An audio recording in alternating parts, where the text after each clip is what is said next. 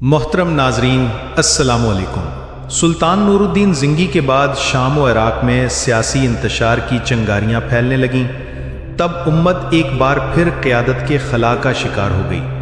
فاطمی خلافت کا خاتمہ ہو چکا تھا، مصر اب ایک سنی ریاست میں بدل چکا تھا اور شام کے در و دیوار پر حکمت، اتحاد اور قیادت کی تلاش کی صدائیں گونج رہی تھیں۔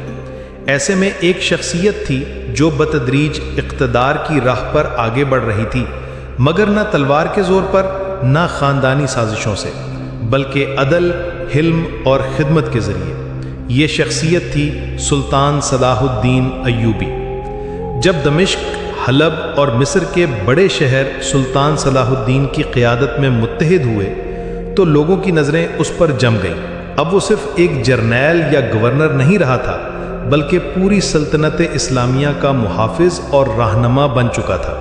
مگر سلطان صلاح الدین کے لیے یہ اقتدار راحت کا ذریعہ نہیں تھا، بلکہ ایک آزمائش۔ اس نے خود ایک بار کہا کہ لوگ مجھے سلطان کہتے ہیں، مگر میں خود کو اللہ کا فقیر اور امت کا خادم سمجھتا ہوں۔ صلاح الدین کو اندازہ تھا کہ وہ جس مقام پر پہنچا ہے وہاں سے گرنے کا خطرہ بھی بہت زیادہ ہے، اس لیے اس نے اقتدار کے نشے سے بچنے کے لیے عبادت، سادگی اور مشورے کو اپنی ڈھال بنایا۔ سلطنت میں اس نے سب سے پہلا کام علم اور عدل کے نظام کو دوبارہ بحال کرنے کا کیا۔ قاضی القضات کا نظام مضبوط کیا گیا، مدارس اور مساجد میں علمی نشستیں شروع کی گئیں، صوفیہ، علماء اور مجاہدین کو وظائف دیے گئے تاکہ وہ دین کی خدمت میں آزاد ہو سکیں۔ فاطمی دور کی بدعت کا خاتمہ ہوا اور سنت نبوی صلی اللہ علیہ وسلم کا احیاء کیا گیا۔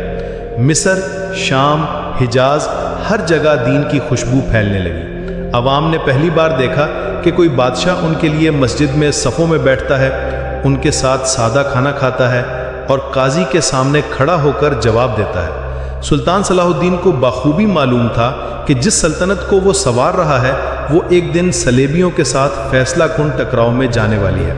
اس نے فوجی نظام میں انقلابی اصلاحات کی، ہر علاقے میں مستقل دستے تعینات کیے گئے، نئی بھرتی کے لیے مدارس اور قبائل سے نوجوانوں کو شامل کیا گیا، عسکری تربیت کے لیے گھڑ سواری، تیر اندازی اور تلوار بازی کے مراکز قائم کیے گئے۔ فوجی اخلاقیات جیسے صدق، امانت، نماز اور رحم پر خصوصی توجہ دی گئی۔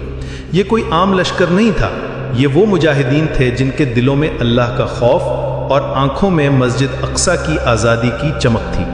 سلطان صلاح الدین نے سیاسی طور پر بھی نہایت بصیرت سے کام لیا۔ وہ جانتا تھا کہ صرف تلوار سے کامیابی ممکن نہیں، دلوں کو بھی جیتنا پڑتا ہے۔ مختلف قبائل اور شہروں کے سرداروں سے معاہدے کیے گئے، مقامی زبان اور رسم و رواج کو عزت دی گئی، زکوٰۃ، جزیہ اور ٹیکس کے نظام میں اصلاحات کی گئیں تاکہ ظلم ختم ہو۔ عیسائیوں اور یہودیوں کے ساتھ عدل سے پیش آیا تاکہ اقلیتیں اس کے خلاف نہ ہوں۔ یہ سب کچھ اس نے خاموشی سے، بغیر کسی شور یا پروپیگنڈے کے کیا، کیونکہ اس کے دل میں مقصد واضح تھا: اللہ کی رضا اور مسجد اقصیٰ کی آزادی۔ سلطان صلاح الدین نے امت کو صرف تلوار سے نہیں جگایا، بلکہ زبان اور قلم سے بھی۔ اس نے خطبات، بیانات اور علماء کی مدد سے ایک فکری جہاد کا آغاز کیا۔ مساجد میں بیت المقدس کی حالت زار بیان کی جاتی، صلیبیوں کے مظالم سنائے جاتے، جہاد کی اہمیت اور فتنوں کے خلاف بیداری کی بات کی جاتی۔ یہ فکری مہم اتنی مؤثر تھی کہ لوگ خود چل کر صلاح الدین کے پاس آتے اور کہتے، یا سلطان، ہمیں بیت المقدس کے لیے شہید ہونے کی اجازت دو۔ یہی وہ جذبہ تھا جو اس کی فوج کو ناقابل شکست بناتا تھا۔ سلطان صلاح الدین نے نہ صرف شام اور مصر پر حکومت کی، بلکہ حاجیوں کے علاقوں یعنی مکہ، مدینہ اور یمن تک بھی اپنی توجہ مرکوز کی۔ حاجیوں کے قافلوں کو تحفظ دیا گیا، راستوں میں کنویں، مسافر خانے اور شفا خانے بنوائے گئے۔ مدینہ میں مسجد نبوی صلی اللہ علیہ وسلم کی تزئین و آرائش کی گئی۔ وہ جانتا تھا کہ امت کو صرف جنگ سے نہیں، روحانی مرکز سے بھی جوڑنا ہے۔ حیرت انگیز بات یہ تھی کہ جو لوگ کبھی اس کے مخالف تھے وہ بھی اس کے نرم مزاجی اور کردار سے متاثر ہو کر اس کے دوست بن گئے۔ ایک بار ایک جرنیل جس نے بغاوت کی تھی شکست کھا کر پکڑا گیا۔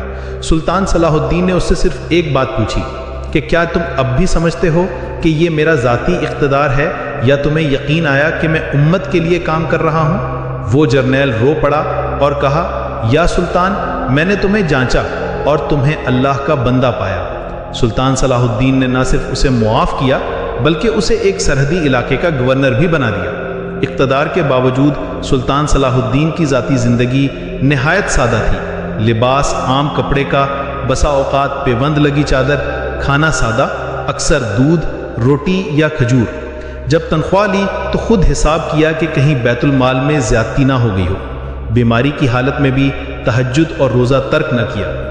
یہ سب اس وقت ہو رہا تھا جب یورپ کے بادشاہوں کے محل سونے چاندی سے چمک رہے تھے اور عیش پرستی عام تھی۔ اب سلطان صلاح الدین مکمل طور پر آزاد حکمران تھا، مگر اس آزادی میں عاجزی تھی، خدمت تھی، مقصد تھا۔ اب اس نے بیت المقدس کی طرف نظر اٹھائی۔ صلیبی اپنی طاقت میں مست تھے، مگر انہیں علم نہیں تھا کہ ان کے مقابل ایک ایسا سلطان کھڑا ہو چکا ہے جو صرف جنگجو نہیں، ایمان کا مینار ہے۔ ناظرین، یہ معلومات مختلف مطابر اسلامی اور تاریخی کتاب سے مستند تحقیق کے بعد ترتیب دی گئی ہیں، جن میں ابن اسیر، ابن خلقان، ڈاکٹر علی محمد صلابی اور مستشرقین کی کتابیں شامل ہیں۔ مکمل حوالہ جات ڈسکرپشن میں دیے گئے ہیں۔ ناظرین، اگلی قسط میں ہم دیکھیں گے کہ کس طرح سلطان صلاح الدین ایوبی نے قبائلی فرق کو ختم کیا اور امت کو متحد کر کے جہاد کی تیاری شروع کر دی۔ پھر ملتے ہیں اگلی قسط میں، تب تک اپنے میزبان کو دیجیے اجازت۔ اللہ حافظ۔